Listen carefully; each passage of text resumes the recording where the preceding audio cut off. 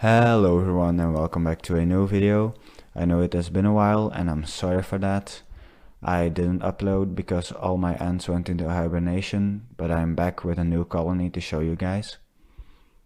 You've all probably read the title. The colony that I'm talking about is the Camponotus ligniperda, but before I show you the whole colony I want to talk about them a little bit.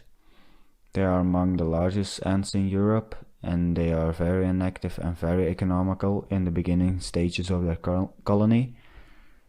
They are aggressive and defensive, but they only attack when the nest is disturbed. They can defend themselves well with formic acid and their powerful mandibles. They live in mixed and coniferous forests, as well as dry and semi-dry lawns with some shrubbery. They are often confused with Camponotus herculeanus, but they are a little darker and a little more matte. And now to move on to my colony. My colony is housed in a plastic tub decorated with sand, some moss, and the blue thing you see is a bottle cap where I feed them all sorts of sweets. And as a protein source I feed them pieces of dubia. Now let's take a look inside the test tube. And once we enter the test tube, we can see that there is a lot of brood and a lot of workers guarding the entrance. And then we move on to the big cluster of workers where the queen is residing. You can see her running around. That's because they are a bit scared of the light and they don't really like it.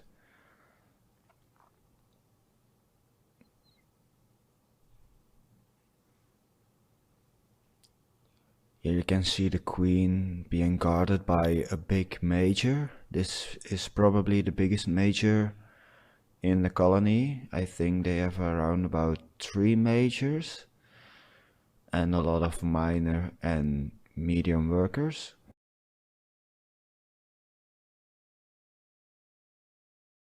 As you can see, the queen is also very big and a lot of the workers are still small minor workers, but those are the ones that collect the food for the colony, and yeah, they do all the work.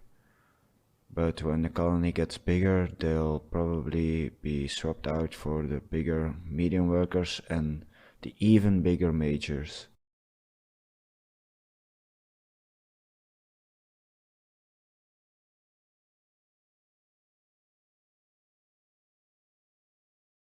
Here's another big cluster of workers where a lot of the eggs and larvae are residing under.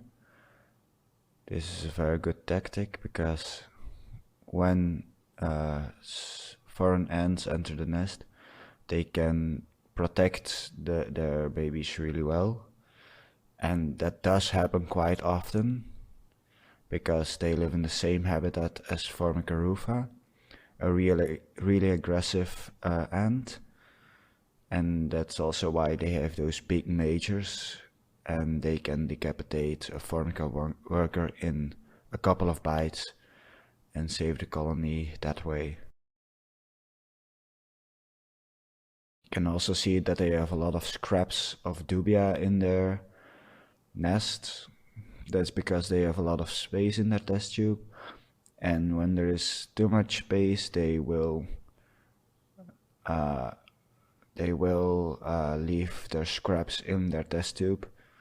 This isn't perfect, but it's better than just not eating. And here's what I meant with the tiny workers do all the work.